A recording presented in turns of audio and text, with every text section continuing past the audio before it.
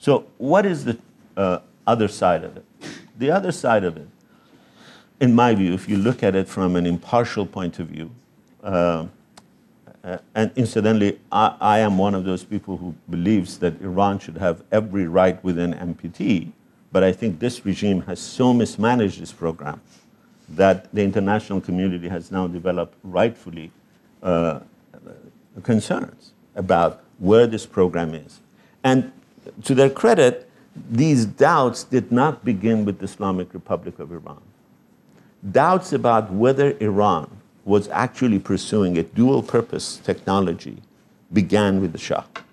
Iran's nuclear program began in the 70s, and as soon as Iran began, under the Shah, then flush with cash, the Shah virtually overnight decided to invest $2 billion, making the nuclear industry the biggest after oil government institution in Iran overnight.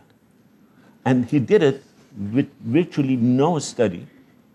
He did it with virtually no national discussion on, first, whether we want a nuclear program, whether Iran actually needs nuclear energy, and third, if Iran needs a nuclear energy, what is the best way of going about it?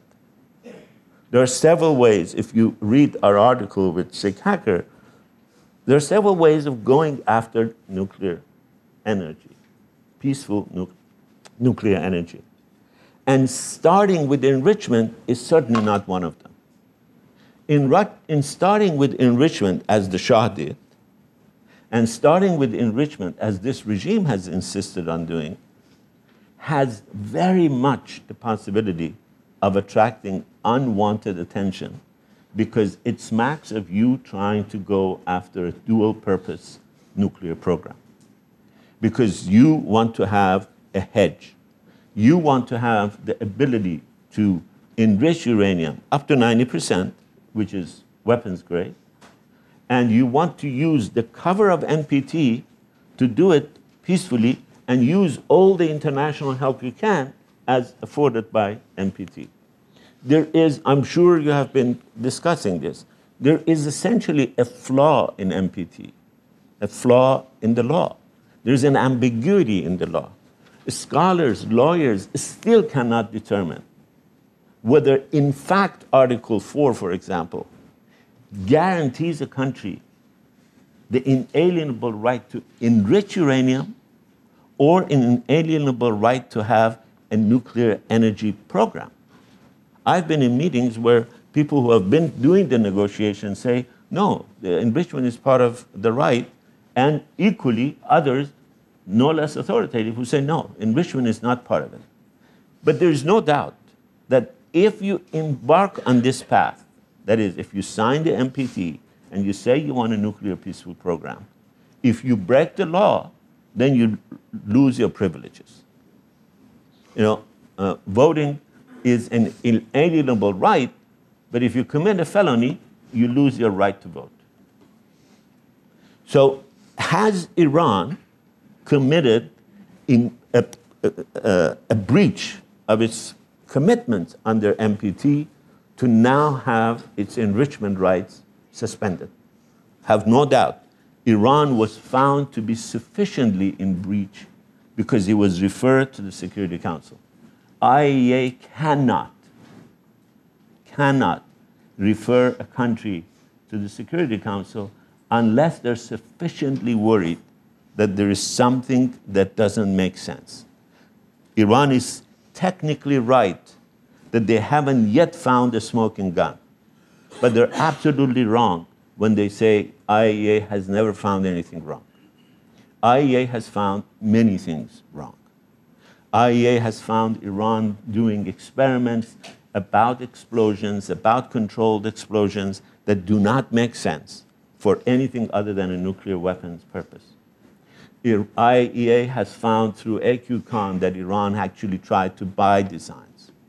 There are intelligence reports that Iranian experts actually participated in North Korean explosions, watched North Korean explosions to get some sense of the calculations they need to do if they're going to miniaturize the bomb. Iran now have, no doubt about it, Iran now has the capacity, the infrastructure, and the technological capacity to have nuclear weapons grade enriched uranium. Iran has 19,000 centrifuges, many of them a more sophisticated class. Sig Hacker, who is obviously one of the most authoritative nuclear scientists in this country, says categorically, if Iran wants weapons-grade enriched uranium, they can have it anywhere between 2 to 3 weeks to a month and a half. If they put what they have now, not add anything more. They have 19,000 now online, ready to go. 10,000 of them are churning. If they introduce uranium to all of them and work 24 hours, within 2 weeks they can have enriched uranium for a bomb, 90% enriched uranium for a bomb. But that isn't all a weapons program needs.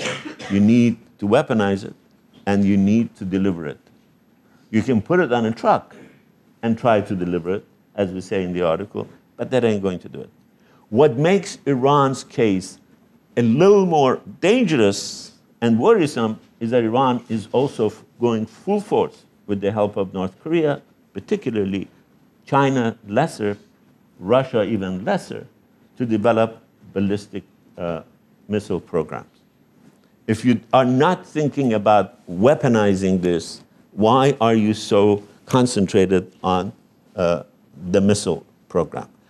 And again, what makes the missile program, as we said, more worrisome is that responsible authorities in Iran, or I should say irresponsible authorities in Iran, keep making remarkable threats against Israel, against every US base in the region, against the United States, against Europe, saying that we now have the missile capacity to hit anywhere in Middle East. We have the weapons capacity to, missile capacity to hit anywhere in Israel. Well, obviously, the Israelis get worried when you're developing it and you keep saying that if you ever come near us, we'll lob one your way.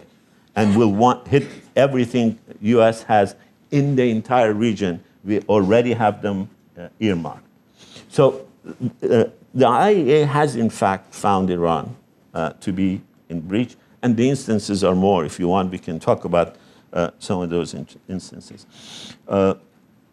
What I think Iran went wrong, as we tried to make the argument, is that they essentially went the North Korean path to a nuclear program.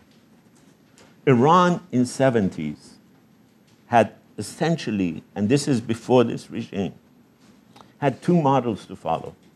One was the North Korean model, one was the South Korean model. There are striking similarities. This article that hopefully you have read grew out of a talk I heard Sig give about South and North Korea's nuclear program. And I sat there and I said, this is Iran's problem. So I approached him and said, let's try to write this into an article, and 3 months later you see the results. North Korea and South Korea and Iran basically begin their nuclear program virtually about the same time. North Korea under the Soviet auspices, South Korea with the help and under the auspices of the United States. South Korea decides, under pressure from the United States, to go a different path. South Korea decides to forego the enrichment part of a nuclear program and instead focus on the middle part of this technology, developing reactor technology, developing pressure boilers technology, every other component except enrichment. Iran's argument is that we went for enrichment because we wanted to be independent of the international community. America cannot be depended on. America will boycott us if they don't like us, and we'll be left without fuel. The fact is, Iran does not have enough uranium to supply its reactor, even the one reactor at Bushehr. It needs to import raw uranium. So it's dependent on outside anyway. What we are saying is, why not suspend it now? If you want to go back 10 years from now, when the international community is a little more secure about what you want to do, and you have more responsible presidents and heads of IRGC who don't constantly threaten their neighbors, then you can even do the enrichment. Although every evidence indicates that there is now a glut in the international market for enriched uranium. Russia is closing some of its sites. Russia can't sell enough of its enriched uranium. So it isn't like there is a shortage, and it isn't like the United States is the sole monopoly controller of low-enriched uranium, 5% for reactors, 20% for medical research reactors.